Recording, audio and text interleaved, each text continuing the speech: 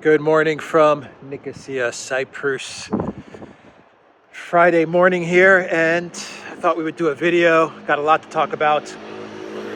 Finland, Sweden, Nato, Odessa, catacombs, Gazprom, gas for rubles, and what else? Record wheat harvests for Russia, and we got a really good clown world as well.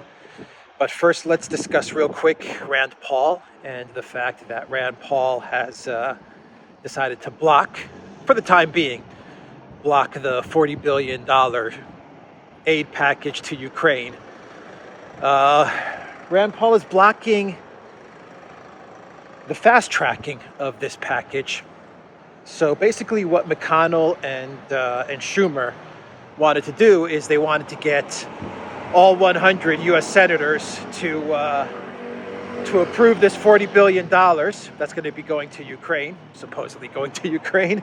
They wanted to fast track this so that they get all 100 senators to vote yes, and then they give their stamp of approval. The money goes to Ukraine next day, and then once it hits Ukraine, the money leaves Ukraine and goes into the pockets of the military-industrial complex, the oligarchs, the politicians in the U.S. and the EU, the CIA, some really weird, dubious funding for research facilities in Ukraine. Anyway, I think everyone gets the drift as to why Schumer and McConnell wanted to fast track this. They want this money in their pockets quick.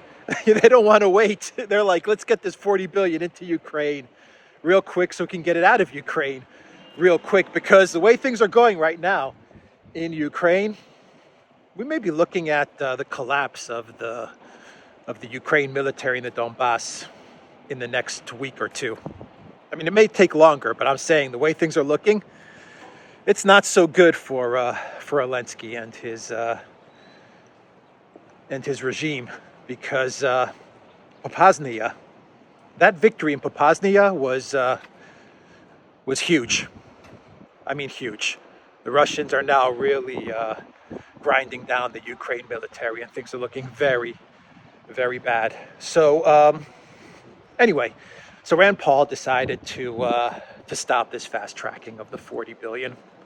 And it's going to get voted on next week. It'll go through the normal procedures, and it's going to get a majority, and it'll get voted on, and the $40 billion will be sent to Ukraine. But the interesting part about what Rand Paul did is actually it's not what he did by blocking it. It's what he said. Because Rand Paul came out with a statement, and he pretty much said in his statement that he would like oversight with regards to this $40 billion. He said that there was oversight with regards to Afghanistan, and pumping money into Afghanistan. He's like, at least we had some sort of oversight. But then Rand Paul said this: even though we had oversight in Afghanistan, it didn't prevent the money from being stolen. And he said, let's provide some oversight with regards to this $40 billion, because maybe, just maybe, it will make those that are planning to steal the $40 billion think twice before stealing it. That's literally what Rand Paul said. So good on Rand Paul. I think the guy's super solid. He would make a great president. He really would. But he's letting the American people know, look, this money's going to be stolen. This is what he's telling the American people. It's going to be stolen. But at least, maybe, just maybe, if we put some oversight in this bill, some provisions for some sort of oversight committee or something like that, maybe we can salvage 1 or 2 billion of this $40 billion to actually go to help the people of Ukraine. But he knows that this money's going to be stolen. He knows it, and he's saying it out loud. So that's what Rand Paul said with regards to this bill. And he put a block on it, but it's just temporary. He just stopped the fast tracking of it. And the bill will pass next week, and the money's going to go to Ukraine, and it's going to be laundered, plundered, pillaged, laundered. stolen, call it whatever you want.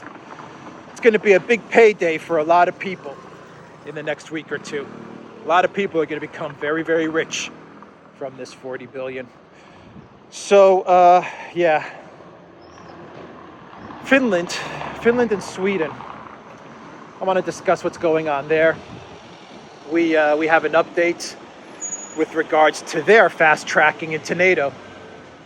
So Finland has said that they've got all their paperwork in order, and come Monday, they will be ready to begin talks for joining NATO. Sweden then followed up with that and said, well, since Finland's got everything in order, we're going to get our paperwork in order by the end of the week, i.e. today or tomorrow, because we are at the end of the week. And we're going to be ready to join NATO, to start the talks to join NATO come Monday. So Sweden is just doing exactly what Finland is doing. I actually said this in many videos that Sweden is going to just follow the path of Finland, and both countries are going to get into NATO, and that's what's happening. So come Monday, Tuesday, they're going to begin the talks, and eventually by, I don't know, say August, maybe July, August, maybe September, sometime around there, they'll be full members of NATO. And Stoltenberg and his NATO PR spin machine, they're going to contact the media, and they're going to get the talking points out there, something along the lines of oh man, what is that noise? Whenever I walk without the camera, it's quiet, and then when I walk filming, there's noise. So let's go around that way to avoid the noise. So yeah, Stoltenberg's going to get the Collective West MSM to put out talking points along the lines of, here's what he's going to say. Let me try to figure out how they're going to phrase this Finland, Sweden entering NATO. Stoltenberg's going to come out and he's going to make a speech saying Putin and his Ruski Mir ideology has failed. His war against Ukraine has failed. Today, we are welcoming Finland and Sweden into the NATO alliance, and NATO has now become stronger because of Putin's aggression. We are more united than ever with Finland and Sweden in the alliance. And once again, we have proven that democracy and freedom will win. And we welcome Finland and Sweden into the NATO alliance to fight against Putin and his evil regime. That's going to be what Stoltenberg says, something along those lines. And the media is just going to parrot that. So the mainstream media is going to say something similar. They're going to say, yeah, Putin expected to weaken NATO, but he actually strengthened it and he expanded it. So Russia has lost. That's how they're going to spin it. Even though Russia is winning on the ground, they are winning on the ground in a big, big way. And they're also winning the economic war of attrition in a big, big way. But that's going to be the spin with regards to Finland and Sweden. And this is just a terrible decision on the part of those countries, especially Finland. Finland has made a terrible, terrible decision. Actually, Scott Ritter did an interview the other day, and he was on Judge Napolitano's show. And Scott Ritter actually made an interesting point. And I have to kind of research it and look it up. But I was watching the video literally like 10 minutes ago. And Scott said that this actually goes against treaties that Finland signed after World War II with the Soviet Union, where Finland specifically stated that they would remain neutral in perpetuity with regards to NATO and Russia, and with regards to fighting Russia. I don't know if NATO was in there, but with regards to fighting Russia, like after the end of World War II, sometime after that, Finland did specifically agree to be neutral with regards to the Soviet Union. So, I mean, I don't know how those treaties are enforced and what they mean today, given all the changes that we've had. No more Soviet Union, the formation of NATO, the expansion of NATO, but it's still a huge provocation on the part of Finland. And all you have to do is look at a map and you see where Russia is and where Finland is. And you see where St. Petersburg is and how close it is to Finland and to Helsinki. And I think you begin to understand that Finland made a terrible, terrible mistake.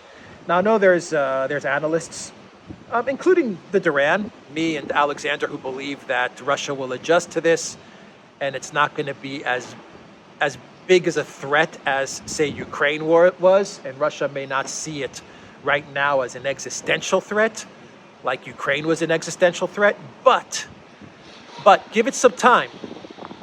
Give it 6 months, give it 1 year, and Russia will start to look at Finland in a very different way. And Russia, when they're done rolling up Zelensky and the Ukraine military in the Donbass, which may be in the next 2-3 weeks, but when they're done with their special military operation in Ukraine, the Russians may look at Finland and say, you know what? This is a threat, because NATO's going to start pouring in weapons. They're going to start pouring in all types of surveillance and radars, and God knows what else they're going to pour into Finland. And Russia's going to take notice, and it's not going to be good for Finland. So this was an absolutely terrible, catastrophic mistake. But NATO wants this. NATO wants this conflict, and they want this war. And unfortunately for the people of Finland, they've now been put right in the middle of it. I mean, they're front and center now. They're on the front lines. Finland, Poland, Romania. Those are the three countries that, should something happen between Russia and NATO, I believe those are the three countries that are going to get hit first, and they're going to get hit hardest. So, and this was done without a referendum. No referendum. The people of Finland were not asked whether they wanted to join this alliance, and I don't think the people of Finland were given all the information as to what exactly this means. What are the pluses and what are the minuses? And this is going to have terrible, terrible consequences in the near future. So that's what's going on between Finland, Sweden, and NATO and Russia. Let's now talk about, and by the way, Dan Crenshaw, a U.S. congressman in Texas, he's like this new breed of Neocon, which is like this, the Neocons are trying to create this new America First type of Neocon, where they get Neocons who pretend to be MAGA and Trump supporters and America First, but they're no different than, say, Bill Kristol and the traditional David Frum and the traditional type of neocons. But anyway, Dan Crenshaw sent out a tweet yesterday, and he said that, and why am I saying this? Because this is related to Finland. And I'm saying this because Dan Crenshaw put out a tweet, and he said, actually, let me get the tweet so I don't misquote Mr. Dan Crenshaw. So Dan Crenshaw was replying to someone else who had questions about the U.S. policy and the $40 billion being sent to Ukraine, and Dan Crenshaw said, yes, because investing in the destruction of our adversaries' military without losing a single American troop strikes me as a good idea. You should feel the same. In other words, what is Dan Crenshaw saying? He is admitting, and Dan Crenshaw is a new breed of neocon. He's this MAGA, America First neocon. And you can't be MAGA, America First, and be a neocon. That's the trickery of how the neocons are playing this. They're tricking people, but they're positioning these guys as MAGA First neocons. You can only be America First, and you can't be neocon. You can't be both. The interesting part about this tweet is that Dan Crenshaw is saying, yes, we are fighting Russia, to the very last Ukrainian. That's exactly what we're doing, because our goal is to destroy and to weaken Russia. And if it means we have to destroy Ukraine, so be it. That's what Dan Crenshaw is saying. So be it. We will destroy Ukraine in order to weaken Russia. Why do I say this? Because people in Finland, people in Poland, people in Romania, people in Sweden, they're going to do the same to you. The neocons are going to employ the same tactics they're using in Ukraine to the people of these countries as well. Finland, Sweden, Poland, Romania. In other words, the neocons have no problem, zero problem, sacrificing your country if it means they can weaken Russia. So just beware of these neocons like Dan Crenshaw. And when they say Ukrainian, just substitute the word Finland. When Dan Crenshaw says, we will fight Russia to the very last Ukrainian, he can easily send a tweet which will say, we will fight Russia to the very last Finnish citizen, or the very last Swede, or the very last Pole. They have no problem with it. Zero problem sacrificing other countries' young men and young soldiers to die if it means that they can achieve their goal to weaken and eventually destroy Russia. Anyway, is it working? Are they destroying Russia? Hell freaking no. The ruble is now the best performing currency of 2022, according to Bloomberg. That is Bloomberg saying that the ruble is performing better than anyone could have possibly imagined. I think it's at like 64 or 65 now to the USD. Putin came out with a statement just the other day, and he said that Russia is expecting a record-breaking wheat harvest. Record-breaking. And let me find the quote from Putin here. Russia set to reap largest ever wheat harvest. And this is coming from Putin. Quote, a good harvest is expected this year. According to experts, of course, there are preliminary estimates. Grain harvest can reach 130 million tons, including 87 million tons of wheat. Putin said, noting that this can become a record wheat harvest in the entire history of Russia. Putin also said that such a result will allow not only to meet domestic needs with a margin, but also to increase supplies to the global market for our partners, which is very important for the world food markets.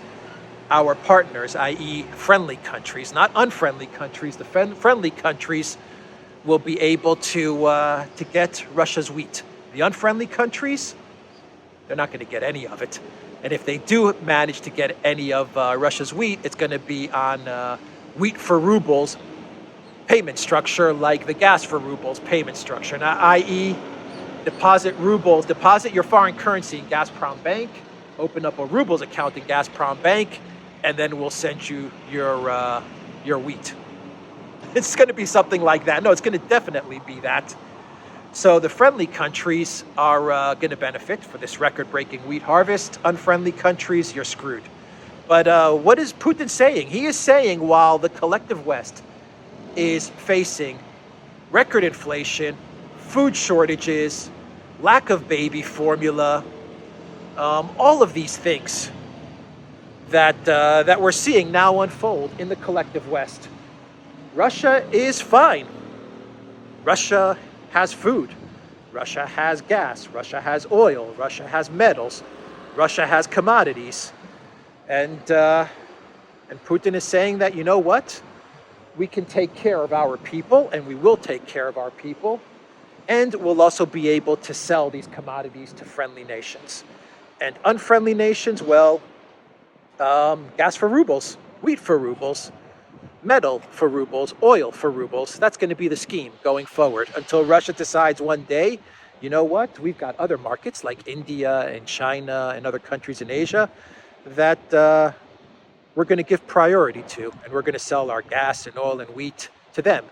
Countries in Africa, in Latin America, they're going to get our wheat first. They're going to get our wheat first. Europe, well, you're going to have to wait. Collective West, you're going to have to wait. Except for Serbia. Serbia is one of the friendly countries. And Hungary. Hungary is actually a country which is playing this very, very well. Actually, Peter Szijjártó, the foreign minister of Hungary, came out with a statement, and he said that Europe has zero plan to deal with this nuclear bomb oil embargo. Actually, here's what the foreign minister of Hungary said. Peter Szijjártó. He said that Brussels has no proposal for a solution which could handle the atomic bomb-like impacts of this potential oil embargo against Russia on Hungary's economy. Hungary knows what's up. They know that the EU is clueless, absolutely clueless, and they have no way to deal with the embargo that they're going to put on Russian oil. They have no way to deal with the own embargo they're going to put on themselves, which will destroy their own economies. That is what the Hungarian foreign minister is saying. And you want to know what Hungary's saying? We don't want any part of this. Why should we destroy our country for the machinations and the hysteria and the hate of Ursula von der Leyen? Why should we destroy our country for these psychopaths like Dan Crenshaw? Why? Why do it? Hungary understands what's going on, and I think Hungary is taking the necessary steps to prevent the collapse that's going to come from this oil embargo on Russia, and then the eventual gas embargo and all of these things. And they see the writing on the wall. They're going to take the necessary steps, yeah. Hungary sees what's up. But the gas for rubles is also a success. And Hungary sees that as well, because we're getting reports that not only do you have 10 companies that have already signed up for gas for rubles, European companies, EU companies, you have another 12 companies that are about to jump onto the gas for rubles. They're ready to deposit their foreign currency and open up their ruble account at Gazprom Bank. And you have another, according to Bloomberg, another 14 companies that are in the process of filling out the paperwork as we speak. So that makes 36 companies now in Europe, unfriendly countries. The unfriendly country companies, 36 of them are now about to take part in gas for rubles. That's a win. So Putin's plan, Russia's plan to safeguard the process of selling gas to unfriendly countries in the EU is working. 36 companies are going to be on board. And the fact that Poland and Bulgaria and Finland and a couple of other countries are saying, we'll never do it, we will never do it. They're the minority now. They are the absolute minority. Bulgaria is actually trying to gaslight their people and say that they have managed to ink a deal with Vice President Kamala Harris. No joke. The Bulgarian Prime Minister actually said that he has come to an agreement with Kamala Harris to import American LNG, i.e. gas from the US coming from tankers into Bulgaria. And this is the best part. The Bulgarian Prime Minister said that this gas coming from the United States is going to be cheaper than pipelining the gas in from Russia. That's what he's saying. That's what he wants us to believe. They haven't specified the amount, actually. They have not specified the amount of gas that they've agreed on with the United States. But I find it funny that you have the Prime Minister of Bulgaria saying that he's come to an agreement with Kamala Harris, of all people. And the gas they're going to get from the United States is going to be cheaper. The LNG gas coming in from all the way from the United States on ships is going to be cheaper than pipeline gas from Russia. If you believe that, well, I've got a bridge to sell you, as Alexander says. Anyway, all right. Let's talk a little bit about catacombs, the Odessa catacombs, because we have news that the Ukraine military may be trying to make one absolute final, desperate last stand in Odessa. In other words, they're preparing for what they believe will be a fight in Odessa. I don't think there's going to be a fight in Odessa. I think the Russians are just going to surround the city and they're just going to wait it out. But anyway, the UK, the US, the NATO strategists are now telling Zelensky to get the Ukraine military to start hunkering down in the Odessa catacombs. Now, Odessa has these catacombs, quite an interesting network of catacombs. And let me actually just go to Wikipedia and tell you what these catacombs are all about. So the Odessa catacombs are a labyrinth-like network of tunnels, subterranean cavities, located under the city of Odessa and its outskirts in Ukraine that are mostly, over 90%, the result of stone mining, particularly coquina. The system of Odessa catacombs consists of a network of basements, bunkers, drainage tunnels, and storm drains, as well as natural caves. The catacombs are on 3 levels and reach a depth of 60 meters, 200 feet below sea level. It is one of the world's largest urban labyrinths, running up to 2,500 kilometers or 1,600 miles. Parts were used as air raid shelters during World War II. Parts of the tunnels only under the city were turned into bomb shelters in the Cold War. Such bomb shelters supposed to be refuge for civilians in the case of nuclear strike or gas attack. So that's coming from Wikipedia, explaining what these Odessa catacombs are. So basically, what NATO strategists are telling Zelensky, they're telling him, you know what, let's create this big, massive Azov-style situation, but this time in Odessa. Let's start preparing for Azov-style Part 2, but this time it'll be called Odessa Catacombs. And Andrei Martyanov, he did a really good segment on this during his show that he put up yesterday, and or today, actually. Today, my time. I don't know. I think Andrei might have posted it yesterday, U.S. time. But he basically says, and this is just great, Andrei's like saying, you know what? If the NATO strategists, the brilliant NATO strategists actually convince Zelensky to start sending whatever's left of the Ukraine military into these catacombs, so be it, because Russia, as they move more west, more southwest, what they're going to do is they're just going to surround Odessa, and then they're just going to seal up the catacombs, and that'll be that, you know? That'll be that. What's this? This is interesting. I've never been in here. I think this is like an abandoned university in Nicosia, yeah. This is the abandoned university. It used to be Varna College, I believe is what it was called. And it's just been abandoned now. There's nothing here. Empty. Deserted. Catacombs. Deserted, the catacombs of Nicosia. But yeah, they're... Andrei said, you know what, the Russians are just going to seal up the catacombs. They know exactly the entry and exit points, and they'll just wait out the Ukraine military like they're doing in Azov style. But that's not the point for Zelensky and his PR team. You see what they want? They want narratives. They want to be able to put out a movie about the resistance in Azov style, starring Vladimir Zelensky. He's going to be the star of the movie.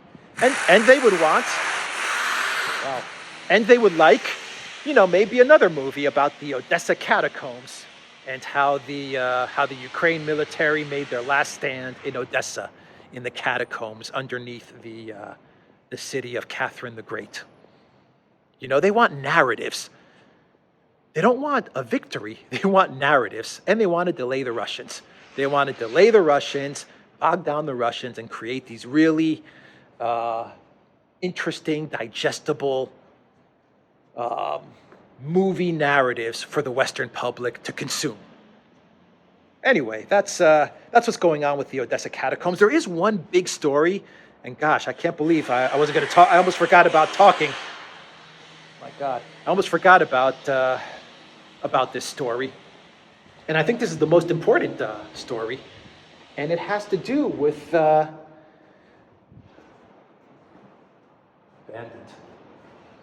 Yeah. Completely abandoned.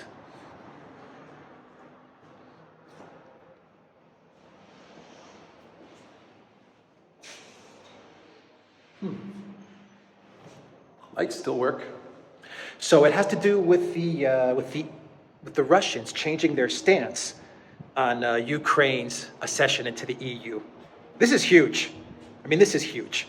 So let me pull up the article here. Russia changes position on Ukraine's EU membership bid. Russia has changed its stance on Ukraine's prospects for EU membership. Deputy Permanent Representative to the UN, Dmitry Polyansky, has said the membership now cannot be part of any peace deal. Cannot be part of any peace deal. The diplomat told the Unheard News in an interview on Thursday. So Polyansky was the guy that I did my Clown World on. He was on Sky News, and he pointed out the fact that Zelensky did an Instagram post or a Telegram post with photos of Azov military guys on Victory 9th. That's who Dmitry Polyansky is. Anyway, he did an interview on Unheard News, and he said this: "We were at this point not very worrying about the European Union, but the situation has changed after Mr. Borrell's statement that this war should be won on the battleground, and after the fact that the European Union is the leader in deliveries of arms to Ukraine. I think that our position on the European Union is now more similar to NATO because we don't see a big difference," the diplomat stated. This is huge, because before Russia had a position along the lines of, you know what,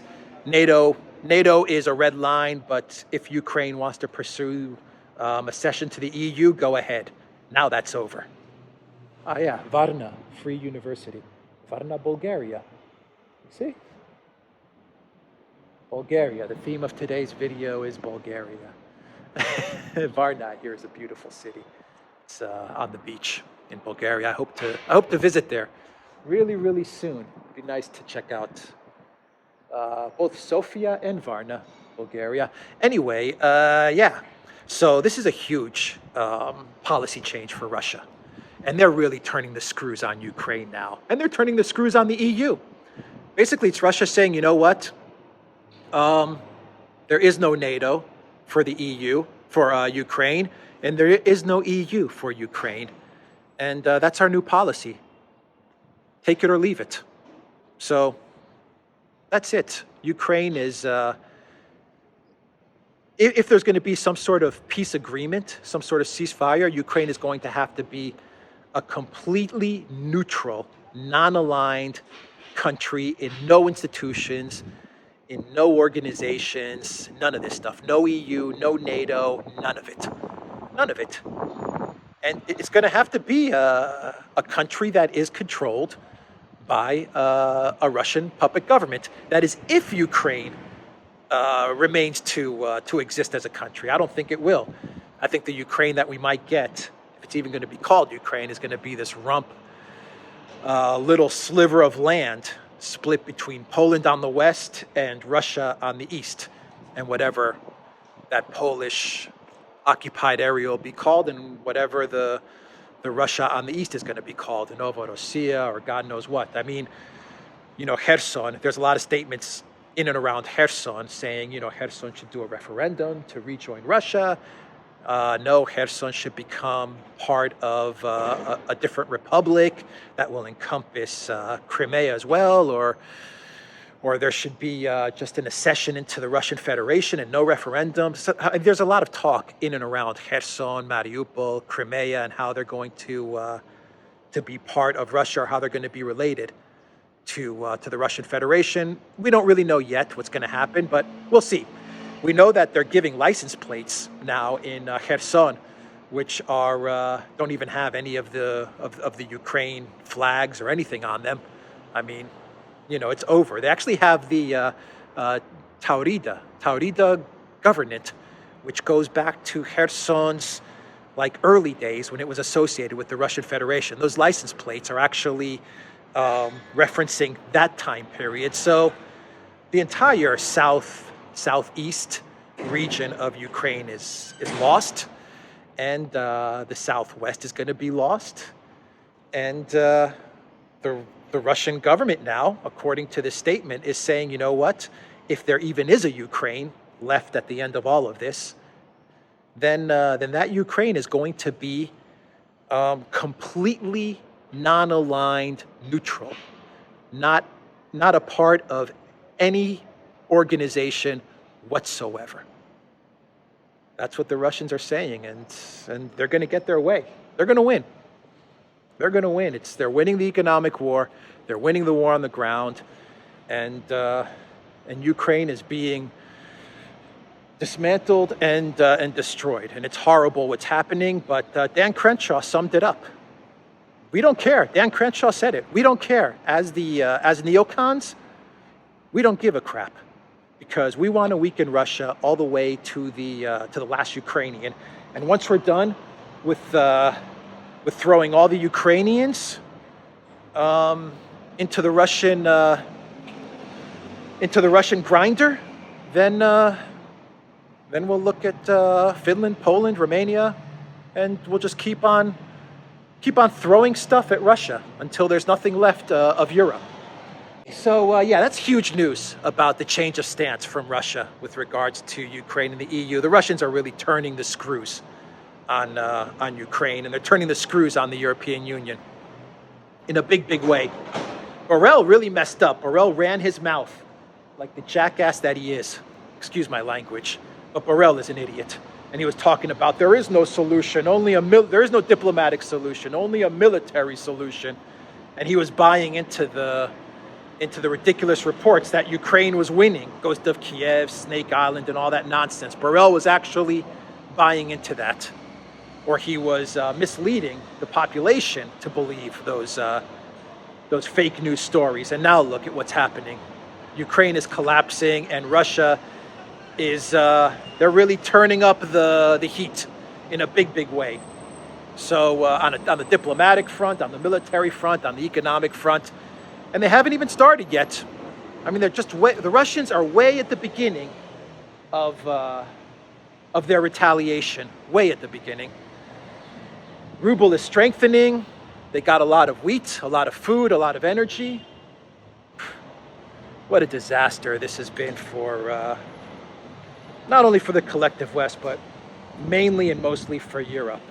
So anyway, let me wrap up this video, and let's do a really quick clown world. And this clown world is dedicated to my good friend, Mr. Gonzalo Lira. If you're watching this, Gonzalo, please, in the comments, let me know what you think about this clown world, because the person that you exposed as the charlatan, as the actor that was coming up with these interesting little skits in Ukraine, Mr. James Vasquez, I believe that's his name, James Vasquez, is that correct? This guy that pretended to be fighting in Ukraine and taking out 5 Russian tanks with his bare hands, and then posting it on Instagram and on YouTube and on Twitter. Well, James Vasquez woke up on the 12th of May, and to his surprise, he got a blue check mark from Elon Musk's Twitter. So James Vasquez is now a verified Twitter user. And I just saw the tweet from James Vasquez. Someone actually posted it on our locals community page, and I was just like, this is a great clown world, and I know that Gonzalo completely demolished and exposed James Vasquez for what he is and what he's doing. But there you go, he got his blue check mark. So that is our clown world. It's a quick one, but it's a damn good one. And you can check out Gonzalo's debunking of Vasquez. I think he actually has it on his second YouTube channel. I think he actually has that specific video where he debunks and demolishes James Vasquez, who, by the way, Vasquez actually makes money off of his fictitious fighting in Ukraine. He actually gets donations from people who are telling Vasquez, yeah, you keep on dismantling those Russian tanks with your bare hands, James. You're doing a good job. And Vasquez laughs all the way to the bank. But anyway, that is the clown world, everybody. Check out Alexander's videos. Doing a great job analyzing everything that's happening in Ukraine. Check out the Duran. We had a great live stream just the other day with Gonzalo. So check that out as well. And theduran.locals.com. Take care.